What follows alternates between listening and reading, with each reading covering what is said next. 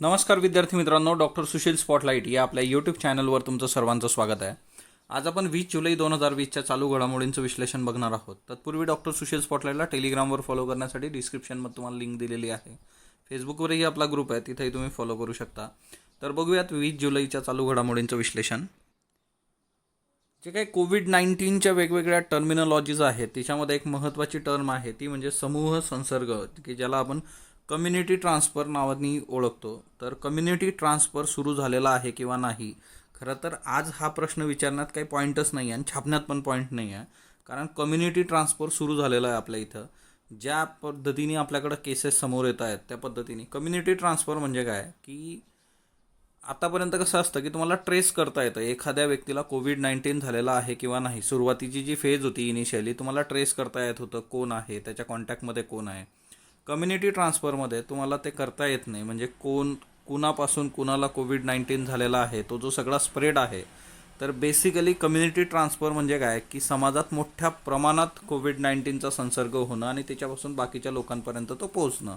तर ते ट्रेस करता येणं फार अशक्य असतं, त्याला कम्युनिटी ट्रान्सफर म्हटलं जातं. आता IMA जे काय आहे, इंडियन मेडिकल असोसिएशन, त्यांनी म्हटलेलं आहे की कम्युनिटी ट्रान्सफर झालेला आहे आणि आरोग्य मंत्रालयाचा इन्कार आहे. तर आरोग्य मंत्रालय शेवटपर्यंत इन्कार करत राहणार है ना. तर ती एक ट्रान्सपरन्सी आणि त्या सगळ्या गोष्टी आपल्या प्रशासनात कधी येणार नाहीत. तर कम्युनिटी ट्रान्सफर सुरू झालेला आहे, त्याच्यात काही वादच नाही आहे. ओके, म्हणजे काय 2 दिवसापूर्वी केरळची न्यूज आहे कम्युनिटी ट्रान्सफरची, 2 डिस्ट्रिक्ट संबंधीची. आता जगभरामध्ये जे काही कोविड-19चे जे काही बळी गेलेले आहेत ते जवळपास 6 लाख झालेले आहेत. अमेरिका, दक्षिण आफ्रिका आणि ऑस्ट्रेलिया या 3 देशांमध्ये रुग्णसंख्या बऱ्याच प्रमाणात वाढते आहे. आणि जगात पहिले 10 लाख रुग्ण जे झाले होते त्याच्यासाठी 3 महिने लागले होते, 3 मंथ्स.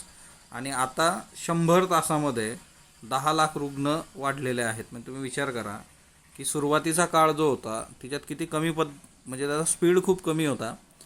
10 लाख रुग्ण होण्यास 3 महिने म्हणजे 90 दिवस लागलेत, 90 डेज. ओके, आणि आता 100 तासात, म्हणजे तुम्ही विचार करा किती स्पीडली तो ग्रो होतो आहे कोविड-19. तर हे एक महत्त्वाचं आहे. दुसरी महत्त्वाची गोष्ट जी आहे की अमेरिकेमध्ये जे काय आहे ते संसर्गाचं प्रमाण मोठ्या प्रमाणावर आहे ना. दक्षिण आफ्रिकेत पण वाढतं आहे, 5व्या क्रमांकावर आहे ते सगळं. ते क्रमांक वगैरे जाऊ दे, ते नंतर बदलतात, एवढा काही इश्यू नाही आहे. दुसरी महत्त्वाची गोष्ट की भारतामध्ये जे नियोजन केलं जातं आहे त्याच्यामुळे आपला मृत्यू दर जो आहे भारतातला कोविड-19चा तो कमी आहे. मृत्यूच्या बाबतीत पण कोमॉर्बिडिटीज नावाची एक संकल्पना आपण बघितली होती, कोमॉर्बिडिटीज. तर हे कोमॉर्बिडिटीज काय होतं, की ज्या व्यक्तींना कोविड-19 ठीक आहे पण ते सोडून बाकीचे आधीपासून काही आजार आहेत का, म्हणजे फॉर एक्झाम्पल डायबिटीज आहे का, की लंग संबंधी काही इश्यू आहेत का, क्रोनिक स्मोकर जे काही असतात त्यांना सुद्धा याच्यामधून प्रॉब्लेम्स येतात. त्याच्यानंतर हृदयासंबंधीचे काही इश्यू आहेत का. म्हणजे जे काही मृत्यू होत आहेत तर ते मृत्यू होण्याचं जे काही प्रमाण आहे त्या प्रमाणामध्ये कोविड-19 बरोबर बाकीची जर फिजिओलॉजिकल कंडिशन अजून काहीतरी तिच्यात इश्यू असले तर त्या केसमध्ये मृत्यू होण्याचं प्रमाण मोठ्या प्रमाणावर आहे. त्याच्यामुळे भारतामध्ये ही एक गोष्ट आहे की आपलं मृत्यूचं प्रमाण कमी आहे. आणि त्याच्यामध्ये आता यांनी दाखवलेलं आहे की मणिपूर, नागालँड, सिक्कीम, मिझोराम, अंदमान निकोबार याच्यावर मृत्यूचा दर 0 आहे. कारण इथं लागणच फार क्वचित लोकांना झालेली आहे. नॉर्थ ईस्टच्या बाबतीत आपण बघितलेलं आहे की नॉर्थ ईस्टमध्ये कोविड-19चे रेअर पेशंट्स आहेत, त्याच्यामुळे तिथं मृत्यूचा विषयच येत नाही. म्हणजे नाहीच पेशंट कुठून होणार.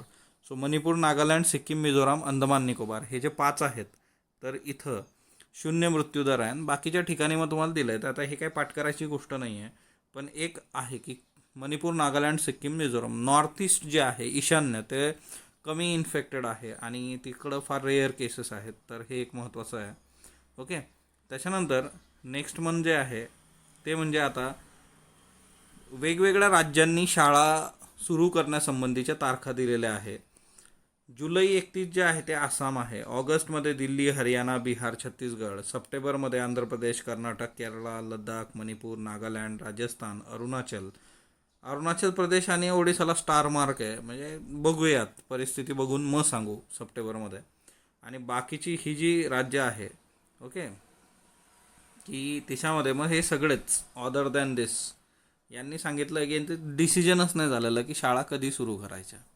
ओके, सो हा एक महत्त्वाचा मुद्दा आहे की जुलै 31 आसाम हे टिपिकल आसामचं आहे, बाकी ऑगस्ट आहे, सप्टेंबर आहे. आणि त्यातल्या त्यात की ह्या गोष्टी क्लिअर आहेत. अरुणाचल आणि ओडिसाच्या बाबतीत तुम्ही बघू शकता की 31 ऑगस्टपर्यंत शाळा बंद राहणार, म्हणजे बंद राहणार है ना. School will remain close until August. आता तुम्ही विचार करू शकता की खरं तर आतापर्यंत 21 स्टेट्स आणि युनियन टेरिटरीज यांचं डिसिजनच नाही झालेलं शाळा कधी उघडायच्या. आता हिच्यामध्ये मुद्दा एकदम क्लिअर आहे की सर सलामत तो पगडी पचास. पण एक महत्त्वाची गोष्ट दुसरी आहे की जरी सरकारने म्हटलं की चला आम्ही शाळा उघडतो हा ना, म्हणजे उद्या जर असं झालं की महाराष्ट्र शासन जर म्हटलं की बाबा चला आपण 1 ऑगस्टपासून किंवा मग 1 सप्टेंबरपासून शाळा सुरू करूयात, असं महाराष्ट्र शासनाने म्हटलं, त्या केसमध्ये मला सांगा की पॅरेंट्स पाठवतील का बरं स्कूलमध्ये जर परिस्थिती अशीच असली तर ह्या इथं तुमच्यासमोर सर्वे आहे. 97% Mumbai parents against reopening of school. म्हणजे 97% जे काही मुंबईतले पालक आहेत त्यांना शाळा उघडण्याच्या अगेन्स्ट आहेत ते. कारण शाळेमध्ये मोठ्या प्रमाणावर गर्दी होणार, लहान मुलं असतील किंवा म्हणजे बघा स्कूल हिच्यामध्ये तेवढी सिरियसनेस नसणार आहे. सोशल डिस्टन्सिंग म्हणजे आपण आज कितीही म्हटलं की एक बेंचवर एकाला बसू है ना, काय काय करू, तर ह्या सगळ्या केसमध्ये ती सिरियसनेस त्या विद्यार्थ्यांमध्ये राहील का, किंवा है ना मित्र वगैरे भेटले की बऱ्याच लोकांना भरून येतो त्या केसमध्ये, मग या सगळ्या गोष्टी कशा होतील आणि चुकून एक जरी केस तिथं आली तर त्या केसमध्ये काय होऊ शकतं. तर ही सर्वे आहे. कारण we are social and emotional है ना, सोशल अँड इमोशनल ॲनिमल्स. तर हे लक्षात ठेवायचं लहानपणी तुम्ही केलेलं आहे. मानव हा एक सामाजिक प्राणी आहे. आणि दुसरी महत्त्वाची गोष्ट आहे तो इमोशनलसुद्धा आहे. इनसे इंडियन सबकॉन्टिनेंट आपल्या याच्यामध्ये जर आपण बघितलं तर मानव हा सामाजिक आणि भावनिक प्राणी आहे है ना. आणि सामाजिक प्राणी म्हटल्यानंतर काय झुंड में, त्याच्यामुळे मग हे कठीण आहे. तर पालकांचा पण रोल महत्त्वाचा आहे याच्यामध्ये. तर बघूया ते त्या काळात काय होतं. आणि अशा केस स्टडीज तुम्ही कोविड-19च्या काळातल्या इकॉनॉमीच्या काढून ठेवणं गरजेचं आहे. आता हे सौंदर्य उपचार व्यवसायाच्या अस्तित्वासाठी धडपड, असे कितीतरी व्यवसाय आहेत की ज्यांचा बऱ्यापैकी म्हणजे लॉस झालेला आहे. कम्प्लिटली बंदच आहेत ते सगळे व्यवसाय. म्हणजे आता काही लोकांचा असा व्यवसाय असेल की ते एखाद्या ठिकाणून डेली एखादी वस्तू मागवत आहेत आणि ती विकत आहेत. म्हणजे ट्रान्सपोर्टच बंद आहे. ट्रान्सपोर्ट बंद असल्यामुळे मग आता तिच्यामध्ये कशा पद्धतीने गोष्टी होऊ शकतात. तर समजा फॉर एक्झाम्पल ए नावाचं शहर आहे, या नावातली एक्स नावाची वस्तू जी आहे ती बी शहरात येते आणि इथं बीमध्ये विकली जाते. आता जर इथे ट्रान्सपोर्टच नसणार आहे तर ए शहरातला एक्स नावाची वस्तू जी आहे ती बीमध्ये पोहोचूच शकत नाही. आणि त्या व्यवसायावर अवलंबून असणारी जी लोकं आहेत त्या लोकांकडे तो बिझनेस जे काही ते करत होते तर ते रॉ मटेरियल किंवा जे फिनिश गोष्ट आहे की जे ते विकत होते तेच नसणार आहे, तर तो गोष्टच येत नाही. असे कितीतरी व्यवसाय आहेत. त्यातल्या त्यात हे सौंदर्य है ना, सौंदर्य उपचार वगैरे. तर हिच्यामध्ये साधी गोष्ट आहे की एकतर कोविड-19च्या याच्यामुळे ग्राहक ऑलरेडी कमी आहेत. बऱ्याचशा लोकांनी घरीच केस कापणं वगैरे ह्या गोष्टी सुरू केलेल्या आहेत. थोडंफार है ना प्लस मायनस करतात, बाहेर जाण्यापेक्षा नको है ना. काही लोकांनी तर तो पण लोड घेतलेला नाही आहे, त्यांनी सगळं वाढवायला सुरुवात केलेली आहे. पण एक गोष्ट आहे की असे कितीतरी व्यवसाय जे आहेत ते हॅम्पर झालेले आहेत. आपल्याकडे त्या केस स्टडीज असणं गरजेचं आहे. बघा काल आपण बघितलं होतं 3 किंवा 5 ऑगस्टला भूमिपूजन होणार, पंतप्रधानांना आमंत्रित केलेलं आहे. तर 5 ऑगस्ट पंतप्रधानांच्या हस्ते ते होणार आहे. आणि ज्या दिवशी ते होईल तर ती 6 ऑगस्टला आपण प्रॉपर न्यूज कव्हर करू. ओके. त्याच्यानंतर बूस्टर डाएट. आता हे बघा काझीरंगामध्ये आणि एकंदरच आसाममध्ये जी फ्लड सिच्युएशन आहे तुम्हाला दिसतं, सगळा पाणी भरलेलं आहे बघा, गेंडा आहे. गेंड्यांसंबंधी जगभरात किती प्रकारचे गेंडे आहेत काय आहेत एक सेपरेट लेक्चर आपण बनवलेलं आहे एन्व्हायरमेंटमध्ये. ते एंड स्क्रीनला मी शेअर करतो. तर ते एक महत्त्वाचं आहे. दुसरी महत्त्वाची गोष्ट जी आहे की याचा एवढं एक लक्षात ठेवा की जे गेंडे असतात त्यांची जी आयसाईट असते ती पुअर असते. म्हणजे त्यांना फार चांगलं दूरवरचं दिसत नाही है ना. तर त्यांची पुअर आयसाईट असते म्हणजे दिसण्याच्या बाबतीमध्ये. ओके.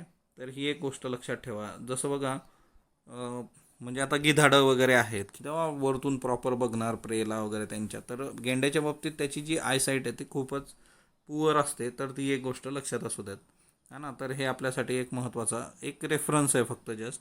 बाकी काय तर आपण गेंडा आणि त्या संबंधीचे फॅक्ट्स बघितलेले आहेत. त्याचा जो व्हिडिओ आहे तो मी एंड स्क्रीनला शेअर करून देतो, टेलिग्रामला पण शेअर करतो. मी तुम्हाला एक गोष्ट सांगितली होती, दुष्काळ आवडे सर्वांना. पी साईनाथचं पुस्तक आहे की ज्या वेळेस कुठली प्रतिकूल परिस्थिती निर्माण होते त्या प्रतिकूल परिस्थितीचा फायदा घ्यायला बऱ्याचशा लोक तयार असतात. म्हणजे आता ब्लॅक मार्केटिंग सुरू झालेलं आहे बघा. ही केस स्टडी आहे. ओके, याला तुम्ही केस स्टडी म्हणून वापरू शकता की रेमडेसिवीर नावाचं जे औषध आहे तर त्याची जी वायल आहे, एक वायल जी आहे म्हणजे एक बाटली जी आहे तर ती जवळपास 4,500-5,000 अशी कॉस्ट आहे.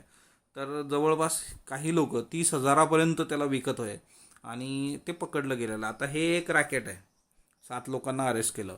अशा कितीतरी ठिकाणी कितीतरी गोष्टी आहेत की म्हणजे सुरुवातीचा काळ बघा तुम्ही, ज्या वेळेस जस्ट कोविड-19 आलं, मास्कची किंमत किती होती. म्हणजे तुमचं जे साधं N95 मास्क आहे तर N95ची किंमत किती आहे है ना, आणि ॲक्च्युली ते विकलं कितीला जात होतं. तर हे बऱ्याच ठिकाणी होतं, सॅनिटायझरच्या बाबतीत असेल है ना. तर एक गोष्ट लक्षात ठेवा की दुष्काळ आवडे सर्वांना, एव्हरीबडी लव्ज गुड रॉट नावाचं पुस्तक आहे आणि तिच्यात ह्या गोष्टी दिलेल्या आहेत. मग फॉर एक्झाम्पल आता आरोप प्रत्यारोप पण झालेले आहेत, मेडिसिनच्या बाबतीत असेल, व्हेंटिलेटर इक्विपमेंटच्या बाबतीत असेल. तर करप्शन ही जी गोष्ट आहे तर ही मोठ्या प्रमाणावर तुम्हाला दुष्काळग्रस्त किंवा प्रतिकूल परिस्थिती जी काय असेल त्या ह्याच्यात होत असते. त्याची ही एक केस स्टडी आहे. या केस स्टडी तुम्ही एसेमध्ये लिहिणं अपेक्षित असतं म्हणून ही केस स्टडी घेतलेली आहे. किंवा तुम्ही इंटरव्ह्यूमध्ये विचारल्यानंतर अशी एक्झाम्पल तुमच्याकडे असली तर तुमचं उत्तर अजून चांगलं होतं. आता ओडिसा ट्रायबल्स, ओडिसामधले जे आदिवासी बघा, तर याच्यामध्ये एक महत्त्वाची गोष्ट आहे की त्यांच्यापर्यंत व्हायरस पोहोचू शकलेला नाही आहे. त्याचं रिझन एकदम सिम्पल आहे. एक तर टाळेबंदी, लॉकडाऊन आणि मॉन्सूनच्या याच्यामध्ये मोठ्या प्रमाणावर जे नॅशनल पार्क्स असतात, रिझर्व्स असतात, तिथं म्हणजे लोक भेट देत असतात. परंतु यावर्षी या सगळ्या गोष्टी बंद आहे. म्हणजे ट्रायबल्स जे आहे ते फॉरेस्टमध्ये राहत आहेत आणि तिथपर्यंत म्हणजे नॅशनल पार्कमध्ये सुद्धा बाहेरच्या लोकांना अलाऊ नाही आहे यावेळेस. आणि त्याच्यामुळे बाहेरून तिथं व्हायरस जाणं फार कठीण आहे. म्हणजे ह्युमन टू ह्युमन ट्रान्समिशन होणं फार कठीण आहे. आणि त्याच्यामुळे हे जे ट्रायबल्स आहेत ओडिसामधले, तर त्यांच्यापर्यंत व्हायरस पोहोचू शकलेला नाही आहे. आणि दुसरी महत्त्वाची गोष्ट जी आहे की नेचरपासून त्यांना जे काही न्यूट्रिशियस फूड मिळतं त्याच्यातून त्यांची इम्युनिटी पण चांगली आहे. तर म्हणजे सिमलीपाल जे आहे, सिमलीपाल काही दिवसांपूर्वी आपण बघितलं होतं बघा. सिमलीपालच्या बाबतीमध्ये एक फॅक्ट त्यांनी दिलेला आहे की सिमलीपालमध्ये पण जवळपास 228 पद्धतीचं न्यूट्रिशियस फूड तिथं मिळतं है ना. हां, हे आहे बघा सिमलीपालमध्ये. आता हे तुमच्यासाठी एक MCQ पण आहे. ओडिसामध्ये आहे सिमलीपाल आणि 228 न्यूट्रिशियस फूड आयटम तिथं मिळतात. म्हणजे जवळपास 228 पद्धतीचं खाद्यपदार्थ आणि तेही न्यूट्रिशियस है ना, म्हणजे जे तुमची इम्युनिटी आणि एकंदरच तुमच्या बॉडीसाठी चांगले आहेत अशा पद्धतीचे है ना. नेचरच्या सानिध्यात राहिल्यावर बऱ्याच गोष्टी वर्क होतात. त्या पद्धतीनेच हे ट्रायबल आहे. दुसरी महत्त्वाची गोष्ट की जे काही पर्टिक्युलरली वल्नरेबल ग्रुप्स आहेत म्हणजे ट्राईबच्या बाबतीमध्ये, तर ते 13 जे आहेत, 13 जे आहेत तर ते ओडिसामध्ये आहेत. याच्यावर प्रश्न विचारला गेला होता बघा की एकंदर किती ग्रुप्स आहेत आदिवासींचे, पर्टिक्युलर वल्नरेबल ग्रुप्स जे आहेत ट्राईबचे, तर तिच्यातले 13 जे आहेत ते ओडिसामध्ये. आणि त्याच्यावर पण आपण एक व्हिडिओ सेपरेट बनवलेला आहे, तोही मी शेअर करतो एंड स्क्रीनला, तर ते तुम्हाला हेल्पफुल राहील. मग हे जे काही आपले ऑलरेडी चर्चेत आलेले मुद्दे आहेत ते तुम्ही बघणं गरजेचं आहे. त्याच्यानंतर नेक्स्ट वन, तांदूळ निर्यातीमध्ये मोठ्या प्रमाणावर घट झालेली आहे. याचं रिझन असं आहे की एकतर भारतातून बासमती तांदूळ जो आहे त्याला मागणी आहे, परंतु बासमती तांदळाचा काही इश्यू नाही आहे. बासमती तांदूळ जे आहे तर त्याची निर्यात आणि त्याच्यातून मिळणारं उत्पन्न आपलं कायम आहे. पण बिगर बासमती जे आहे तोही आपण निर्यात करतो, तर त्याला कॉम्पिटिशनला चीन आहे, इंडोनेशिया, मलेशिया यांनी बिगर बासमती तांदूळ जे आहे त्याची किंमत फार कमी ठेवलेली आहे भारतीय किमतीपेक्षा आणि त्याच्यामुळे निर्यात मोठ्या प्रमाणावर होते आहे. जागतिक स्पर्धेत टिकण्यासाठी आता भारताला बिगर बासमती तांदळाचे दर कमी करणं हे एकमेव पर्याय आपल्यासमोर आहे. दुसरी महत्त्वाची गोष्ट की 2020मध्ये तुम्ही जर बघितलं तर बासमतीचं उत्पादन मोठ्या प्रमाणावर झालं होतं. त्याच्यामुळे तांदळाचे दर जे आहेत ते 10 ते 15% कमी झालेले आहेत आणि जगभरात जवळपास 50 देशांना बासमती आपण पुरवतो. आता कमी दराचे कुठले तांदूळ आहेत तर डॅश, मंसुरी, कफ 64 हे तांदूळ जे आहेत ते अन्य देश आपल्यापेक्षा कमी किमतीत विकत आहेत. आणि आंबेमोहर असेल, इंद्रायणी, कालीमुछ हे जे आहे ते फक्त भारतातच होतात. आता सिंपली असा प्रश्न विचारला जाऊ शकतो की डॅश, मंसुरी, कप 64 काय आहे, तर हे तांदळाच्या प्रजाती आहेत वेगवेगळ्या बिगर बासमती तांदळाच्या. त्याच्यानंतर डॉक्टर अरविंद गजानन उंटवाले हे मॅनग्रोव्ह मॅन ऑफ इंडिया आहेत. जसं मेट्रो मॅन ऑफ इंडिया आहे बघा, है ना, missile man of India, missile woman, तसं mangrove man of India doctor Arvind Gajanan Untwale. आता मॅनग्रोव्ज काय असतात तर खारफुटीची वनं जी काही आहे ना, 1972 साली यांनी राष्ट्रीय सागरी विज्ञान संस्था जॉईन केली होती. त्याच्यानंतर त्यांनी जवळपास 37 वर्ष वेगवेगळ्या याच्यावर संशोधन केलेलं आहे आणि तिच्यात मोठं काम जे आहे ते मॅनग्रोव्हच्या बाबतीत आहे. खारफुटी मॅनग्रोव्ह संशोधन जगभरात काम केलेलं आहे, असं नाही फक्त भारतातच. मॅनग्रोव्ह सोसायटी ऑफ इंडियाची स्थापनासुद्धा त्यांनी केलेली आहे. गोव्यातल्या चोराव बेटावर डॉक्टर सलीम अली पक्षी अभयारण्याची निर्मिती त्यांनी केलेली आहे. हे खूप मोठं योगदान आहे त्यांचं. त्याच्यानंतर गोवा असेल, गुजरात असेल, महाराष्ट्र असेल, तिथं 700हून अधिक हेक्टरवर क्षेत्रामध्ये त्यांनी मॅनग्रोव्हची लागवड केलेली आहे. खारफुटी रोपवाटिका ज्या आहेत त्या संकल्पनेची त्यांनी अंमलबजावणी केली की खारफुटी रोपवाटिका है ना, नर्सरीसारखं. 20 देशांमधल्या खारफुटी जंगल अभ्यासासाठी आंतरराष्ट्रीय स्तरावर स्थापन केलेला जगातला सर्वोत्कृष्ट अभ्यासकांचा जो काही समावेश असणारा गट होता तिच्यातही त्यांनी कार्य केलं होतं. म्हणजे जगातल्या सर्वोत्कृष्ट आंतरराष्ट्रीय स्तरावर स्थापन करण्यात आलेल्या खारफुटी जंगलांच्या संशोधकामध्ये त्यांचा समावेश होतो. सो हे नाव लक्षात ठेवा की मॅनग्रोव्ह मॅन ऑफ इंडिया कुणाला म्हटलं तर डॉक्टर अरविंद गजानन उंटवाले. त्याच्यानंतर हे जे आहे तर हा जो आहे हा एक उत्सव आहे छत्तीसगडमधला आणि मान्सूनच्या वेळेस हा उत्सव दरवर्षी होत असतो है ना. या उत्सवाचं नाव काय आहे तर त्या उत्सवाचं नाव आहे हरेली नावाचा हा उत्सव आहे आणि त्याचा हा फोटो आहे बघा, हरेली. ओके, तर हरेली हरियाली या शब्दापासून आलेला आहे. हिंदीतलं जे हरियाली शब्द आहे ग्रीनरी, तर तिच्यापासून आलेला छत्तीसगडमधला हा शब्द आहे. दरवर्षी हा मान्सूनच्या वेळेस ऑनसेट ऑफ मान्सून प्रोग्राम होत असतो. याच्या प्रित्यर्थ छत्तीसगडनी गोधन न्याय योजना सुरू केलेली आहे. आता गोधन न्याय योजना काय आहे ना की साधी गोष्ट आहे, गायी संबंधीचा आहे. पशुपालकांना आर्थिक लाभ देऊन रोजगाराच्या नवीन संधी उपलब्ध करणे हा त्याचा उद्देश आहे. मग पशुपालकांना लाभ कसा देणार तर शेतकऱ्याकडून 2 रुपये प्रति किलो दराने शेणाची खरेदी सरकार करणार, त्याचं गांडूळ खत तयार करणार, वर्मी कंपोस्ट तयार करणार आणि 8 रुपये किलो दराने शेतकऱ्यांना ते उपलब्ध करून देणार. शेतातल्या पिकांचं संरक्षण जे काय आहे मग ते चराईच्या बाबतीत असेल, ओपन ग्रेझिंग असेल किंवा बेवारस गुरांपासून, स्ट्रे ॲनिमल यांच्यापासून ते करणार आहेत. तर शेतीच्या बाबतीमध्ये 2 गोष्टी आहेत. एक तर शेणखत शेतकऱ्यांकडून घेऊन त्यांना गांडूळ खत देणं आणि पिकांचं संरक्षण आणि बेवारस गुरांपासून बचाव करणं. छत्तीसगडमधला हरेली हा जो उत्सव आहे तो सुरू झालेला आहे आणि त्याच्या प्रित्यर्थ हे यांनी केलेलं आहे. तर हरियाली या हिंदी शब्दापासून आहे ग्रीनरी. मान्सूनच्या काळात कृषी संबंधी समुदायांद्वारे उत्सव दरवर्षी साजरा केला जातो. जसं आपला बिहू नावाचा आहे बघा, बिहू पण असाच आहे ना. कुठल्या राज्यात आहे बरं बिहू, मला कमेंट बॉक्समध्ये सांगा. त्याच्यानंतर आपण पोलीस सुधारणेसंबंधीचं लेक्चर बघितलं होतं बघा. तर पोलीस सुधारणेसंबंधीचं जे लेक्चर आहे तर ते लेक्चर तुम्ही बघितलं नसेल तर ते एकदा बघा. तिच्यामध्ये आपण सगळ्या महत्त्वाच्या गोष्टी घेतल्या होत्या आणि त्याच्यासाठीचा एक महत्त्वाचं इनपुट अजून आहे. ते म्हणजे काय की 2 केसेस आहेत बघा. DK बसू विरुद्ध पश्चिम बंगाल राज्य. तर ही कशा सांगली, कोठडीतले जे काही अत्याचार किंवा कोठडीत जो छळ होतो त्यासंबंधीचा खटला आहे DK बासू विरुद्ध पश्चिम बंगाल राज्य. आणि दुसरा आहे नीलावती बेहरा विरुद्ध ओरिसा राज्य. एक गोष्ट लक्षात ठेवा, जी लोक UPSC करतात त्या लोकांनी त्यांच्या उत्तरामध्ये असे खटले वगैरे आणि प्रॉपर रेफरन्स जर दिले तर तुमचा स्कोअर खूप चांगला येतो है ना, GS2च्या बाबतीमध्ये है ना. आणि दुसरी महत्त्वाची गोष्ट जी आहे की नीलावती बेहरा विरुद्ध ओडिसा राज्यामध्ये राज्याने पीडित व्यक्तीला नुकसान भरपाई द्यायला हवी ह्या खटल्याने क्लिअर केलं होतं. राज्य स्वतःच्या अकाउंटेबिलिटीपासून दूर जाऊ शकत नाही. प्रिव्हेन्शन ऑफ टॉर्चर बिल 2017, छळ प्रतिबंधक विधेयक 2017. तर हे जे आहे 2017चं विधेयक आहे ते पारित नाही झालेलं अजून, पण याच्यामध्ये वेगवेगळ्या लोकांकडून मतमतांतरं मागवली जात आहेत आणि या बिलनुसार पोलिसांवर स्ट्रिक्ट कारवाई होऊ शकते आणि त्याच्यासाठीचे जे काही प्रोव्हिजन्स आहेत ते फारच क्लिअर आहेत. कोठडीतल्या मृत्यूकरता मृत्यूदंडाचं प्रावधान याच्यामध्ये देण्यात आलेलं आहे. जर तुम्ही कस्टडियल डेथ झाली एखाद्याची तुम्ही छळ केलेला आहे तर जे रिस्पॉन्सिबल पोलीस आहेत त्यांना मृत्यूदंड पण याच्यात मिळू शकतो. 262वा कायदा आयोग जो आहे आणि त्याच्यानुसार मृत्यूदंड फक्त आतंकवादाशी संबंधित गुन्ह्यात असावा अशी शिफारस केलेली आहे. MCQसाठी लक्षात ठेवा बघा. मृत्यूदंडाच्या बाबतीत जगात बऱ्याचशा देशांनी हे बंद पण केलेलं आहे. ॲम्नेस्टी इंटरनॅशनल आपण काही दिवसांपूर्वी बघितलं होतं बघा. तर ॲम्नेस्टी इंटरनॅशनल जे आहेत है ना त्यांनी पण भारताला पत्र लिहिलं होतं मधल्या काळामध्ये, म्हणजे ह्या सगळ्या निर्भया केस आणि त्या सगळ्या याच्यामध्ये की फाशीची सजा नको, तर लाईफ इम्प्रिजमेंट वगैरे ठीक आहे है ना, पण भारतामध्ये रेअरेस्ट ऑफ द रेअर केसमध्ये फाशी सजा दिली जाते.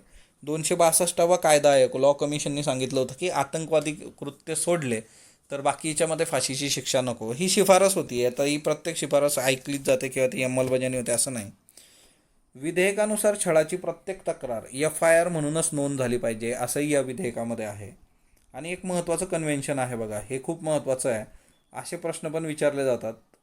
तर UN convention against torture and other cruel inhuman or degrading treatment. तर मग हिच्यामध्ये एक महत्त्वाचं आहे की क्रुएल्टी, इनह्युमन ट्रीटमेंट, अमानवी छळ है ना, डिग्रेडिंग ट्रीटमेंट, तर कस्टडियल किंवा मग पोलिसांद्वारे ज्या काही ट्रीटमेंट दिल्या जातात, तर ह्या सगळ्या याच्यामध्ये एक महत्त्वाची गोष्ट जी आहे की हिच्यावर भारताने स्वाक्षरी केली, म्हणजे याला सहमती दर्शवली की हां ठीक आहे, चांगली गोष्ट आहे, तुम्ही करा हा ना, आम्ही पण तुमच्याबरोबर आहोत. पण अजून आपण याला रॅटिफाय केलेलं नाही आहे, मंजुरी दिलेली नाही आहे, म्हणजे आपल्या इथं आपण याला अजून लागू केलेलं नाही आहे. So UN convention against torture and other cruel inhuman or degrading treatment, हे लक्षात ठेवा. भारताने सही केलेली आहे पण रॅटिफाय केलेलं नाही, मंजूर केलेलं नाही. 2017मध्ये केंद्र सरकारने सर्वोच्च न्यायालयामध्ये 273व्या कायदा आयोगाच्या शिफारसीचा दाखला दिला होता की ती शिफारस काय आहे की हा जो करार आहे संयुक्त राष्ट्राचा, याला भारताने मंजूर करावं. आणि केंद्र सरकारने म्हटलं होतं की हां आमची सहमती आहे की कॅट जे आहे त्याला आपण मंजूर केलं पाहिजे, असं 2017मध्ये केंद्र सरकारने सर्वोच्च न्यायालयात म्हटलं होतं. अजून झालेलं नाही आहे, तर ते एक लक्षात ठेवा. त्याच्यानंतर कालचे प्रश्न बघा. हेरात, झारांज, मदारे शरीफ कुठं आहे? अफगाणिस्तानमध्ये आहे. थोरी हे ठिकाण कुठं आहे? नेपाळमध्ये आहे. सभागृहाबाहेरील वर्तन हे पक्षांतर बंदीच्या कायद्याच्या कक्षात येत नाही, बरोबर है ना. संविधानाच्या हिच्यामध्ये आपण बघितलेलं आहे. पक्षविरोधी कारवाया केल्या तरीही खासदार आमदार अपात्र ठरू शकतात, हेही बरोबर आहे, कारण याचेही उदाहरणं आपण बघितलेली आहेत, दोन्ही योग्य आहे. संयुक्त राष्ट्रांच्या अन्न सुरक्षेच्या शाश्वत प्रणाली समितीत किती मूळ भारतीयांचा समावेश आहे? 2 आहेत बघा. द प्रायव्हसी प्रोजेक्ट कशाशी संबंधित आहे? तर स्मार्टफोनद्वारे हेरगिरीशी संबंधित आहे. आजचे प्रश्न घ्या. इंडिया शूड IAS मेन्स करता प्रश्न आहे बघा. India should urgently look at comprehensive reforms to make agriculture a sustainable and scalable industry, discuss. Okay, 10 mark 150 शब्दांसाठी स्पॉटलाईट रायटिंग फोरमवर तुम्ही लिहिणार आहात. MPSCचा निबंध आहे, जावे त्याच्या वंश तेव्हा कळे. सो MPSC 400 शब्दामध्ये. आता आजचे प्रश्न घ्या. ऑटोटोमी ही संकल्पना खालीलपैकी कुणाशी संबंधित आहे? झुरळ, मच्छर, पाल, कुत्रा. स्वॅन व ॲटलास काय आहे? प्रश्न क्रमांक 2. स्वॅन व ॲटलास काय आहे? 1 करोना चाचणी, 2 शिक्षण ॲप, 3 धूमकेतू, 4 क्षेपणास्त्र. 3 नंबरचा प्रश्न घ्या. माता मृत्यूदर सर्वात कमी असणारं राज्य कोणतं? केरळ, महाराष्ट्र, तमिळनाडू, बिहार. वन स्टॉप ही गुंतवणुकीला प्रोत्साहन देणारी योजना कोणत्या राज्याशी संबंधित आहे? केरळ, राजस्थान, महाराष्ट्र, मध्य प्रदेश. विजेच्या तारांचे ड्रोनद्वारे सर्वेक्षण करणारे पहिले राज्य कोणते? केरळ, गुजरात, मध्य प्रदेश, महाराष्ट्र. याचे उत्तर तुम्ही कमेंट बॉक्समध्ये देणार आहात. स्पॉटलाईटला तुम्ही जो प्रतिसाद देतात त्याबद्दल मी आपला आभारी आहे. स्पॉटलाईटला लाईक करा, शेअर करा, सबस्क्राईब करा. धन्यवाद विद्यार्थी मित्रांनो.